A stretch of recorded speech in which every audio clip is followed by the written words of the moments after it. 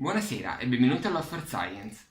Oggi vi parlerò della Terra piatta. Sì, perché questo argomento si sta diffondendo molto sui social network, soprattutto su YouTube, Facebook, e si stanno cominciando a creare delle vere e proprie sette di terapiattisti, come vengono definiti, che credono in questa cosa e che vogliono convincere anche gli altri. Su YouTube ci sono centinaia di video che parlano, appunto che dimostrano scientificamente che la Terra è effettivamente sferica e non piatta, ma d'altra parte io non voglio fare questo tipo di video, ma voglio affrontare questo aspetto dal punto di vista teorico. Infatti, se noi consideriamo una goccia, ad esempio, che cade sul tavolo, questa avrà una forma, come vediamo in questa foto, a cupola. Questo perché tendenzialmente è una semisfera, che però appoggiando sul tavolo viene schiacciata dalla forza di gravità. Se invece noi consideriamo una gocciolina, che ad esempio che fluttua nello spazio, essa avrà una forma sferica.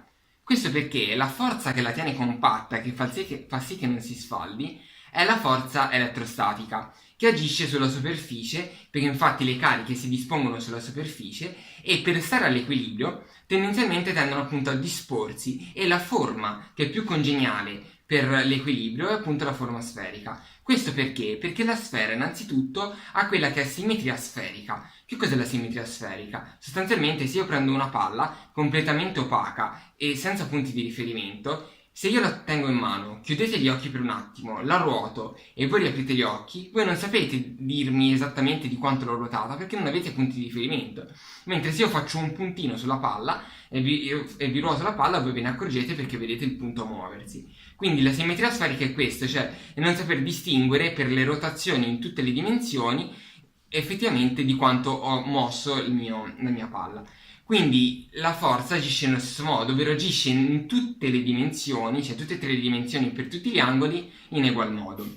Questa è proprio una qualità intrinseca della forza elettromagnetica e quindi della forza elettrostatica, ma lo stesso vale per la forza gravitazionale. Infatti questi tipi di forze sono dette forze a campo centrale, cioè che appunto si muovono lungo un centro e quindi si dispongono le cariche, o in questo caso la massa nella gravità, lungo i raggi, lungo le circonferenze, diciamo così, di questa sfera, quindi lungo la superficie di tutta la sfera.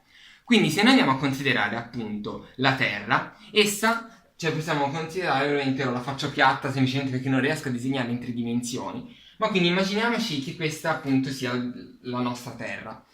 Adesso se noi consideriamo questo il centro, e questo è ovviamente il raggio della nostra Terra, se noi andiamo a disegnare questi cerchi concentrici, questi cerchi sono definiti linee equipotenziali. Perché sono equipotenziali? Perché se io mi muovo sulla superficie di quella calotta, sono tante calotte, poi se una su quell'altra e vanno a formare poi la sfera. Quindi se io mi muovo tangente a una di queste calotte, la forza di gravità che agisce su di me non varia. Quindi se io mi muovo, come ci muoviamo noi, sulla superficie terrestre tangenti alla calotta equipotenziale, noi ci muoviamo su quello che noi chiamiamo il pari. Cioè quando io mi muovo su una superficie piatta e quindi la gravità non cambia per me, io appunto mi sto muovendo in verità su una superficie concava, che è esattamente la superficie equipotenziale. Nel momento in cui invece io prendo un piano, ovviamente rispetto al centro il piano ha tutte distanze diverse e quindi la gravità agirebbe in modo diverso punto per punto. E questo è quello che accade semplicemente quando io scalo una montagna. La montagna ha una forma di questo tipo, quindi io devo considerare il piano secante alla sfera e quindi vuol dire che sostanzialmente la gravità in questo punto in quest'altro è diversa, semplicemente perché vi è un'altra calotta più esterna dove è equipotenziale su tutta questa transizione, ma questa differenza di altezza è quella che io noto nel momento in cui io faccio fatica a salire la montagna o invece se rotolassi giù dalla montagna non faccio fatica ma acquisto velocità. Quindi se io considerassi una terra piatta invece, dove in questo caso io la terra, dove tutta l'umanità si dispone su questa faccia e non considero una cosa tridimensionale, e io considerassi il centro della terra piatta effettivamente questo, vorrebbe dire che se io mi muovo dall'esterno verso l'interno, essendo in questo caso i cerchi equipotenziali di diffondersi in questo verso, io dovrei fare più fatica ogni volta anzi meno fatica ogni volta che mi avvicino verso il centro, e al contrario dovrei fare più fatica ad andare verso l'esterno, perché la gravità aumenterebbe o diminuirebbe in funzione della distanza dal centro. E questo ovviamente è una cosa impossibile. Quindi queste sono una piccola dimostrazione teorica per il motivo per il cui non solo la Terra ha una superficie e una dimensione sferica per una questione proprio della forza gravitazionale, di come agisce sui corpi, e non solo di tutte le forze, come anche quella elettromagnetica, che sono dette a campo centrale.